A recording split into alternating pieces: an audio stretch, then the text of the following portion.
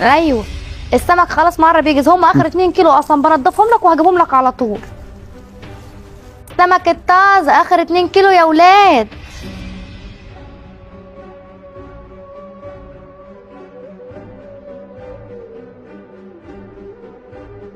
ايوه يا وليه، يا وليه سامعاكي بقول لك بنضف اخر 2 كيلو في السمك. ما تعصبنيش بقى، بقول لك ايدي زفره ومش عارفه اكلمك، ده انت خليتيني يا شيخه دبيت ايدي في الطرح وخدت منه التليفون. خلاص هخلص على الانجاز وهجهزهم لك، ده انت مصيبه خالص. يلا سلام. نهار اسود، نهار منيل، السمك راح فين؟ سمك الزبون راح فين؟ يا مصيبتي السودا. فين كده؟ طب تقريبا حد كان واقف. الله يخرب بيتك يا ام رباح، ما كانت سابتني عملت شويه السمك، ولا انا ابني مكالمتها ولا انا ابني بعت السمك. اتخرب بيت الله يخرب بيتك. لا يعني ممكن يكون خد السمك ده